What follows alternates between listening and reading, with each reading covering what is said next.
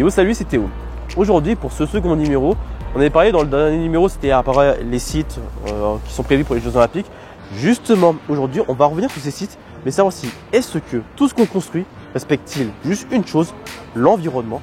C'est ce qu'on va voir aujourd'hui dans ce nouveau numéro pour savoir et tout comprendre sur les Jeux Olympiques de Paris 2024. On va justement faire le pari sur les Jeux Olympiques.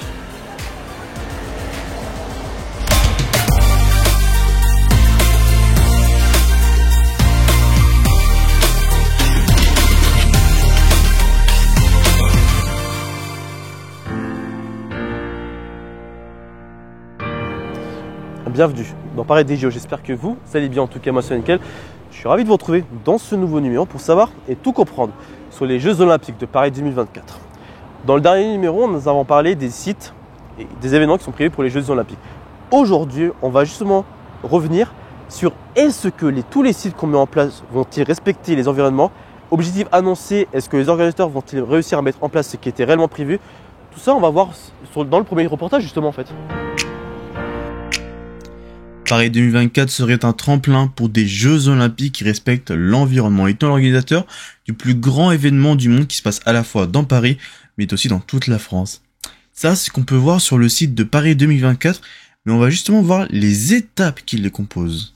Paris 2024 serait au cœur de la durabilité face aux enjeux climatiques, environnementaux et sociétaux en limitant et en accompagnant les changements de comportement dans le monde du sport, en réduisant de moitié les émissions liées à l'organisation des Jeux et en composant plus d'émissions qu'émettent l'événement. L'autre point est sur la sobriété et l'utilité.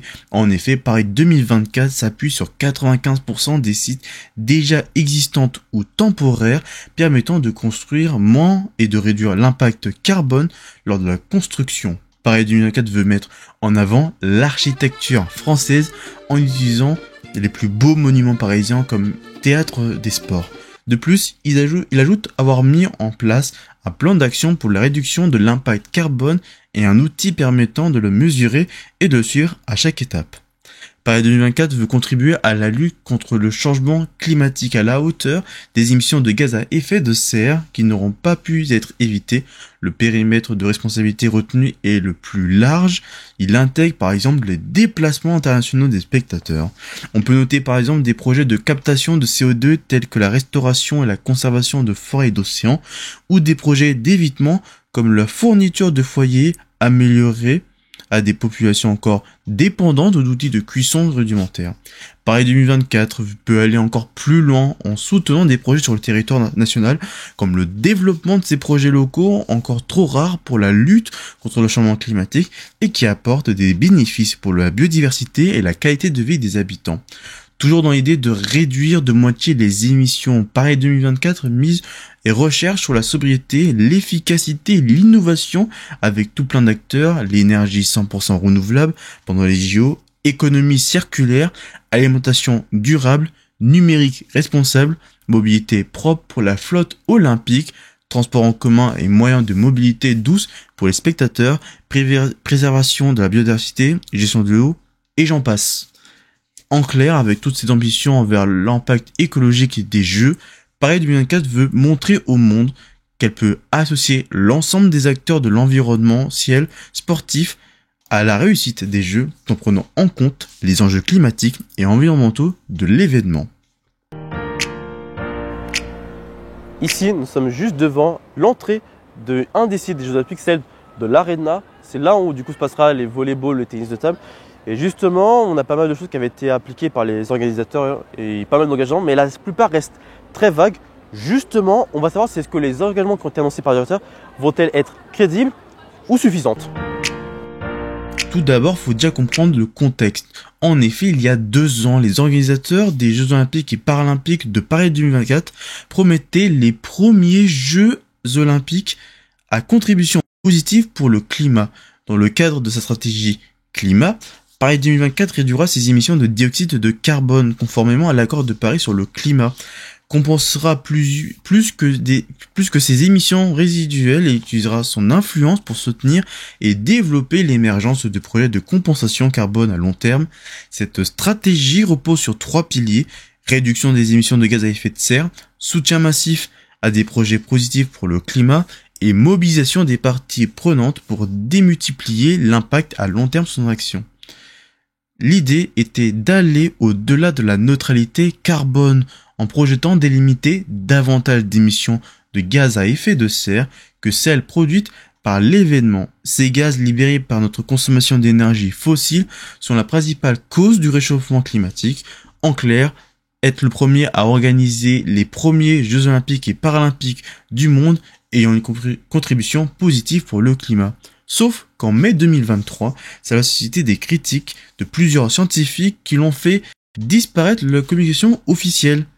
Tiens, c'est plutôt bizarre ça, plutôt louche quand même. Qu'est-ce qu'ils auraient à cacher derrière cette histoire ?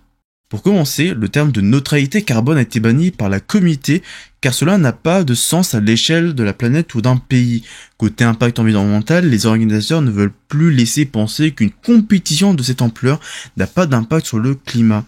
Le bilan carbone prévisionnel a été évalué à 1,58 million de tonnes équivalent CO2, l'unité utilisée pour mesurer les émissions de gaz à effet de serre.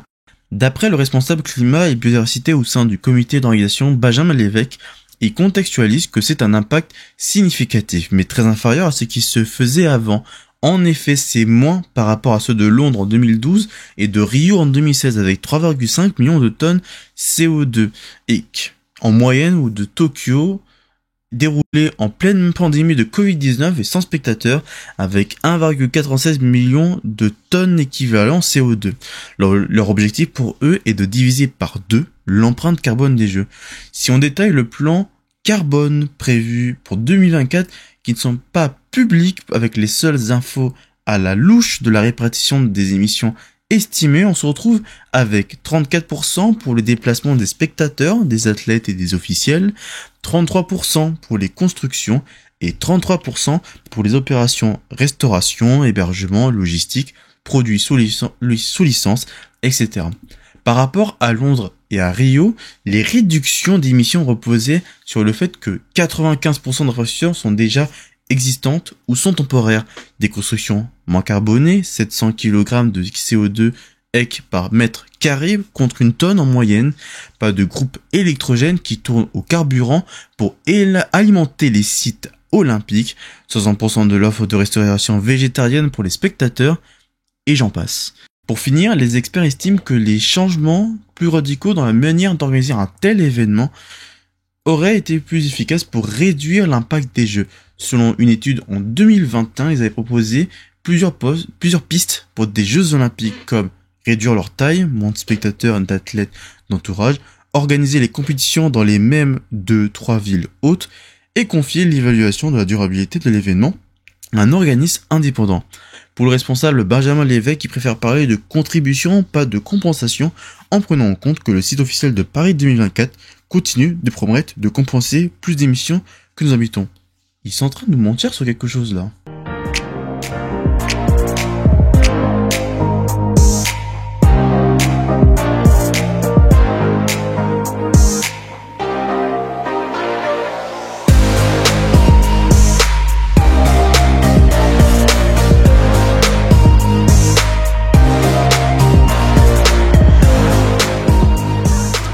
Tiens, je viens de voir justement un article qui parle en plus d'environnement. Et en plus ça parle de Jeux Olympiques. Parce que justement, tout ce qui est environnement, il parle d'impact concret sur ces Jeux. Bah oui, parce que tout ce qui est développement, déchets, environnement, tout ça, ça reste la construction. Et tout ça, il faudrait quand même prendre en compte pour les Jeux Olympiques. Justement, je vais peut-être demander à quelqu'un qui en connaît un peu plus sur la formation. Bonjour, je suis Théo Tornet, expert sur toutes les questions climatiques et environnementales chez ARN Corporation. Paris 2024 va accueillir l'an prochain les Jeux Olympiques. Et l'impact environnemental va être grandiose. Il faut actuellement changer. Je ne suis pas l'expert comme prévu, mais on rappelle que Paris 2024 a prévu une émission de quelques 1,58 millions de tonnes équivalent CO2, soit 3,5 millions de tonnes reportées en moyenne pour les précédents Jeux Olympiques d'été de Londres 2012 et de Rio en 2016. Les experts avancent un point important grâce à la réutilisation d'un maximum d'infrastructures existantes. L'empreinte de la construction est en effet limitée grâce au recours à 95% des infrastructures existantes ou temporaires, à l'inverse de la Coupe du Monde de football très décriée au Qatar. De plus, les organisateurs essaient de minimiser l'empreinte des JO en ayant recours à de l'électricité d'origine renouvelable ou en servant aux spectateurs des plats bas carbone avec moins de viande. Paris 2024 faire une compensation carbone, c'est-à-dire que toutes les émissions qui n'auraient pas pu être évitées seront compensées, par exemple avec la plantation d'arbres qui absorbent du CO2, mais ces mécanismes sont souvent peu ou mal vérifiés avec des méthodologies de comptage variables. Pour ce qui est des spectateurs, des chercheurs avaient préconisé de réduire le nombre de spectateurs, au moins ceux qui viennent de loin en avion, et on avait imaginé même un événement uniquement télévisé, mais avec des retransmissions. Bon, justement, ce qu'on va faire aujourd'hui, on va essayer de voir c'est ce que les constructions qui sont prévues pour les Jeux Olympiques vont-elles justement respecter l'environnement, parce que faut savoir qu'on construit des bâtiments, mais il faut savoir c'est ce que ces bâtiments vont pouvoir durer dans le temps. Ce sera ça pour le numéro thème. On avait déjà répondu à cette question dans le premier numéro, mais oui, les constructions pour les JO de Paris ont vocation à durer après la compétition. En effet, alors que 95% des sites prévus pour les Jeux Olympiques existent déjà, et pour certains d'entre elles sont utilisées provisoirement uniquement pour l'événement, seuls 3 sont en construction et sont prévus pour être conservés. Les voici. L'Arena à la Porte de la Chapelle à Paris permettra après les JO de devenir une adresse phare de la capitale pour les compétitions sportives et les concerts grâce à ses 8000 places. Le centre aquatique olympique près du Stade de France pourrait devenir un autre symbole pour la ville. Après le Stade de France pour faire référence au sport de foot, celui-ci pourrait devenir la référence des sports d'eau grâce à ses plongeons et tout. Enfin, le village olympique pourrait carrément devenir un nouveau quartier car avec les dizaines d'immeubles taillés dans le bois, elle permettra d'accueillir 3000 personnes prévues pour du logement et 6000 personnes prévues pour des bureaux. Cela peut par exemple attirer de nouvelles entreprises à s'installer à Saint-Denis. Encore faut-il que le calendrier de ces différentes constructions soit respecté. Bon, ici à Porte de Versailles, accueille du coup différents événements. On a par exemple la TwitchCon qui a eu cette année, la Paris Games Week, l'European Bus Mobility, le Salon agricole. Justement, comme un des événements des Jeux Olympiques va passer ici, on aimerait savoir comment, dans le futur, peut-on imaginer des Jeux Olympiques plus vertes, plus écologiques en fait, tout simplement. Mais alors, comment peut-on proposer à l'avenir des Jeux Olympiques plus économiques ? C'est un peu ce qu'on a dit à travers les différents thèmes. Voici une liste. La réutilisation d'équipements déjà présents. En effet, à chaque événement sportif, on a besoin d'endroits pour accueillir les différents sports. Sauf qu'à certains moments, les villes n'ont pas l'équipement pour le réaliser. L'idée serait d'éviter de construire des bâtiments exprès pour l'événement et de pouvoir proposer des endroits emblématiques de la ville en les transformant comme salles sportives. Cela coûterait moins cher dans la création et aurait surtout un impact environnemental quasi zéro. Réaliser l'événement sans spectateurs. On l'a un peu dit dans le troisième thème, l'événement comme les Jeux Olympiques invite énormément de personnes du monde entier pour supporter leurs équipes. Pour une grande majorité d'entre eux, ils doivent prendre l'avion, le transport le moins écologique qui existe à l'heure actuelle. On peut imaginer un événement où pendant un mois, les personnes habitant loin du lieu le regardent à travers la télé ou créer des fan zones dans plusieurs villes du monde permettant de se rencontrer entre différents fans. Les personnes habitant proches de l'événement peuvent à la limite s'y rendre s'ils prennent le train pour éviter l'avion. Et c'est comme ça que se termine ce second numéro où on avait fait le focus sur les Jeux Olympiques. Merci d'avoir été avec moi pour ce nouveau numéro. Comme d'hab, on se retrouve nous du coup dans quelques mois pour savoir justement sur les transports en commun, un domaine qui me passionne. Comme d'hab, vous pouvez bien sûr de liker la vidéo si vous aimez ce contenu, à t'abonner à la chaîne si vous voulez suivre les autres contenus que nous postons et à partager la vidéo si vous voulez nous faire connaître. Comme d'hab, l'info continue sur airainfo.fr ainsi sur le compte X, anciennement appelé Twitter @airainfo. Prochain rendez-vous, comme d'hab, le journal, le week-end. Et moi, je vais aller prendre mon tramway, il arrive dans 5 minutes. Passez à tous et à toutes une bonne journée ou une bonne soirée sur Aira. C'est parti, moi c'était Théo.